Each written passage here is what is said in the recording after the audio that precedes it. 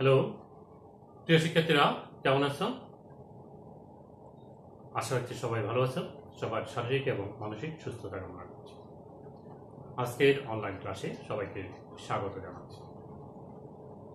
আজ আমরা সংক্ষিপ্ত সিলেবাস অর্থাৎ 2022 সালের পরীক্ষার্থীদের জন্য সরকার প্রণীত যে সিলেবাস সেই সিলেবাস অনুযায়ী ক্লাস করব। আজকের ক্লাসটা হচ্ছে আমাদের সরকার প্রদত্ত নবম ও দশম ক্লাসের অংশ।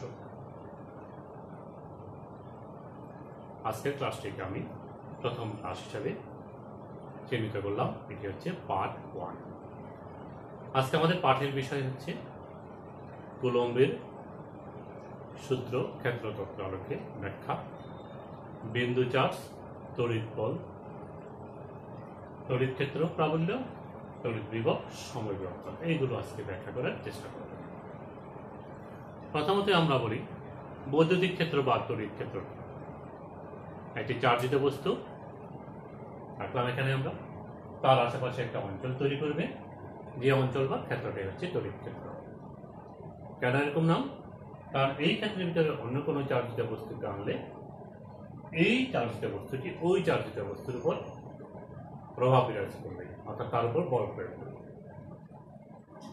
এরকম বল প্রয়োগ করবে সেটি নির্ভর করবে ওই চার্জ দুটির প্রকৃতির উপর, ক্ষেত্র সৃষ্টিকারী চার্জ এবং এই চার্জের প্রকৃতির উপর, তাদের মধ্যবর্তী দূরত্বের উপর এবং মাধ্যমের প্রকৃতির উপর। এগুলোর উপর ভিত্তি করে যে সূত্রটা তাকে আমরা বলি কুলম্বের সূত্র। বৈজ্ঞানিক কুলম্বের যে সূত্রটা ইতিপূর্বে ক্লাসে তোমাদেরকে সেটি জানিয়েছে। এখন এই যে এখানে রাখলাম যে চার্জটি, সেটি বল লাভ করবে কেমন? আকর্ষণ বল বা বিকর্ষণ বল, দুই ধরনের। সেটি নির্ভর করবে ক্ষেত্র সৃষ্টিকারী চার্জের প্রকৃতির উপর এবং তার প্রকৃতির উপর। যদি সমধর্মী হয় তাহলে বিকর্ষণ করবে, বিপরীতধর্মী হলে আকর্ষণ করবে। এই ক্ষেত্রটা কত দূর বিস্তৃত? আমার এই বোর্ড যতটুকু না, এটি হচ্ছে আসলে অসীম দূর পর্যন্ত বিস্তৃত।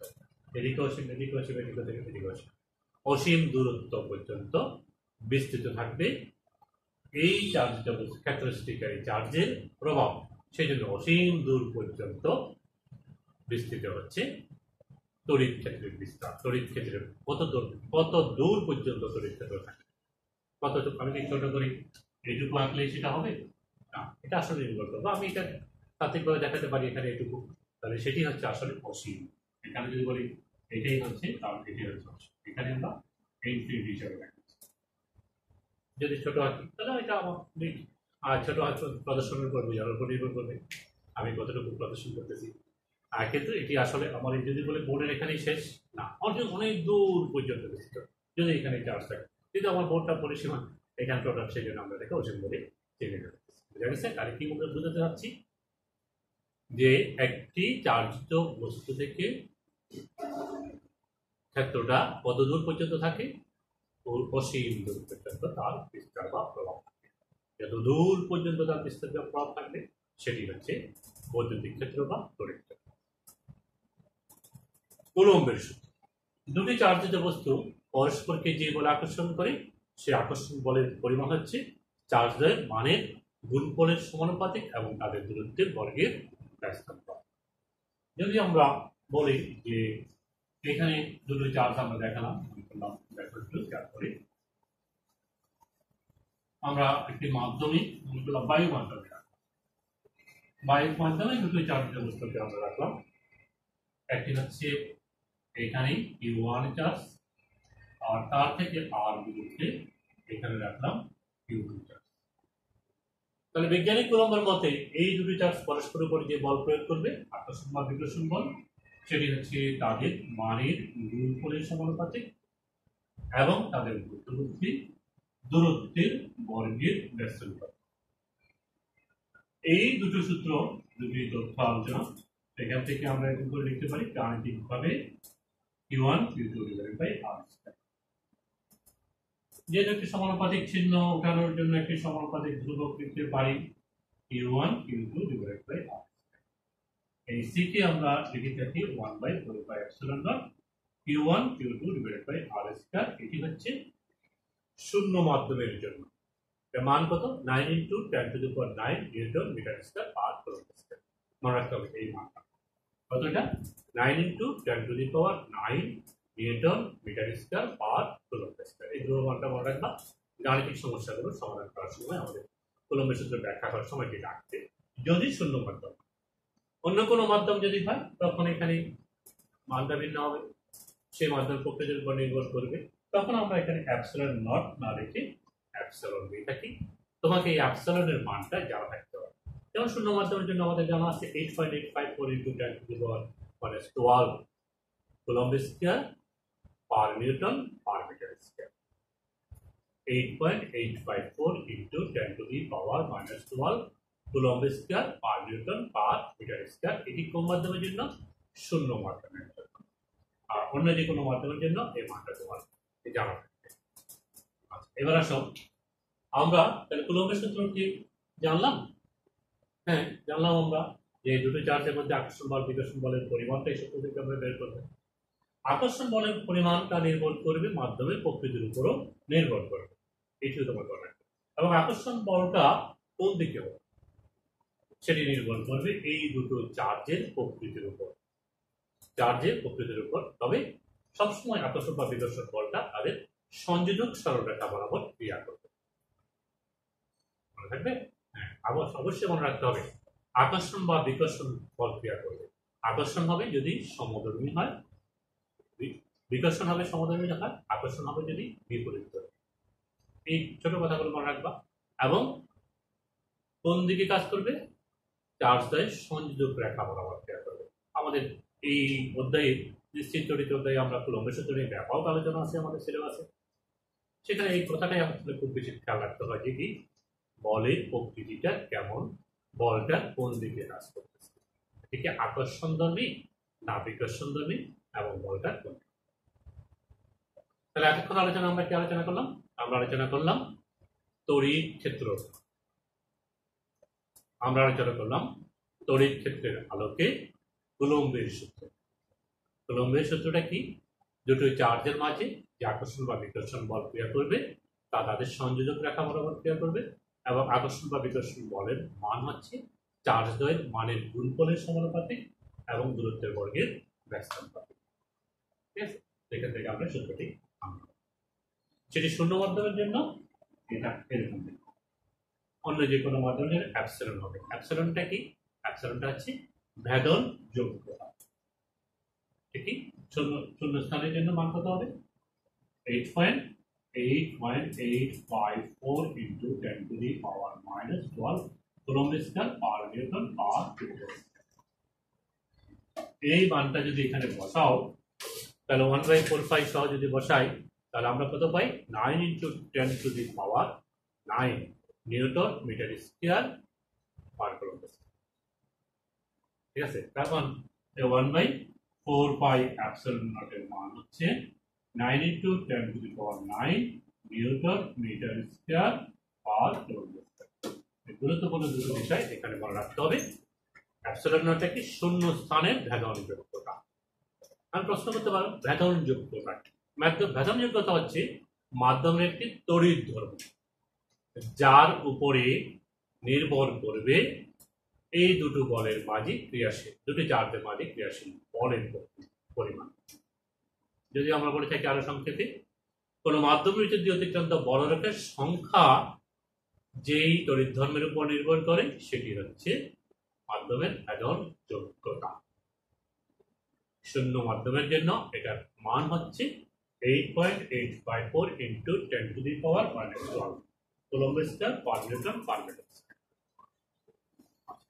তাহলে আমাদের সংক্ষিপ্ত সিলেবাস অনুযায়ী আমরা এখন আলোচনা করলাম এই কুলম্ব ক্ষেত্র আলোচনা করলাম, কুলম্বের সূত্র আলোচনা করলাম। এখন আমরা বিন্দু চার্জের জন্য বিন্দু চার্জ কি? বিন্দু চার্জ হচ্ছে কোন চার্জিত বস্তুর আকার যদি বিন্দু সম হয় তখন ওই চার্জিত বস্তুর চার্জকে বলা হয় বিন্দু চার্জ।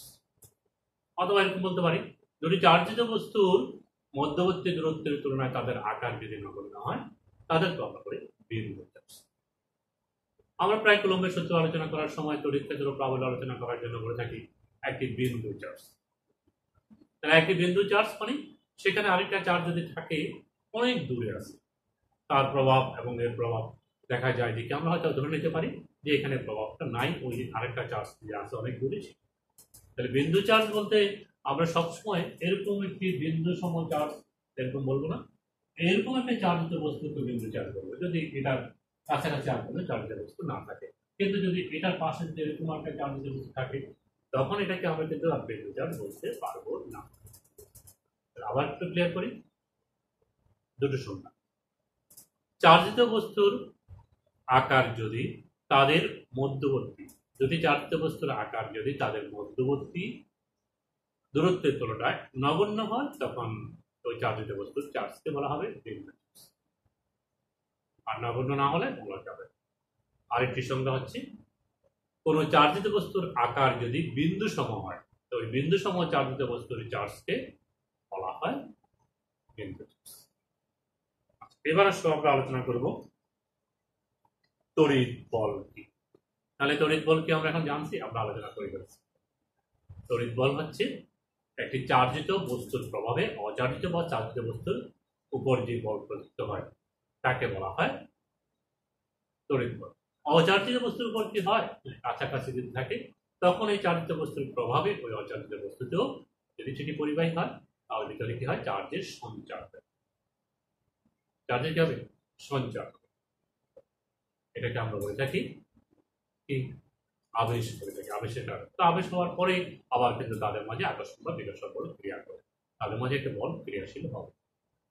যাই হোক, তবে আমরা বলে থাকি তড়িৎ বল বলতে আমরা বলে থাকি দুটি চার্জিত বস্তুর মাঝে যে বল ক্রিয়া করে তারাই হচ্ছে, সেই বলটাই হচ্ছে তড়িৎ বল। আর কুলম্ব বল বা তড়িৎ বল হচ্ছে কি, আমরা কুলম্বের সূত্রের সাহায্যে যে বলটা পাই সেটি আসলে হচ্ছে কি, সেটিকে আমরা তড়িৎ বল বা ইলেকট্রোস্ট্যাটিক ফোর্স করে থাকি, এটাকে আমরা কুলম্ব ফোর্স করে থাকি। তাহলে এখানে কিন্তু তোমরা একটু খেয়াল করবা যে অনেক সময় আমরা কুলম্ব বল বলতেছি, আমরা বলি দুটি চার্জের মাঝে ক্রিয়াশীল বল, আবার বলতে তড়িৎ বল, আসলে একই জিনিস।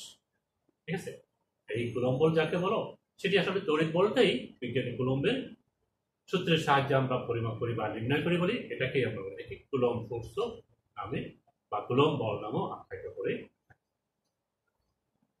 তাহলে এবার আসো আমরা এইটুকু করলাম, এবার আসো তড়িৎ ক্ষেত্র পাবো। একটি চার্জিত বস্তু তার আশেপাশে একটি অঞ্চল তৈরি করে, যেটাকে আমরা বলে থাকি তড়িৎ ক্ষেত্র। এই তড়িৎ ক্ষেত্রের মধ্যে যদি অন্য কোনো চার্জিত বস্তুকে আমরা আনি তাহলে সেটি কি হয়, ওই চার্জিত বস্তুর প্রভাবে প্রভাবিত হয়, অর্থাৎ বল অনুভব করে। এই বলের পরিমাণটা এক একটা অবস্থানের জন্য, তড়িৎ ক্ষেত্রের এক একটা অবস্থানের জন্য এক এক রকম। তড়িৎ ক্ষেত্রের কোনো বিন্দুতে একটি একক ঘনমাধান স্থাপন করলে এটি যে বল লাভ করে সেটি হচ্ছে তড়িৎ ক্ষেত্রের ওই বিন্দুর তড়িৎ প্রাবল্য।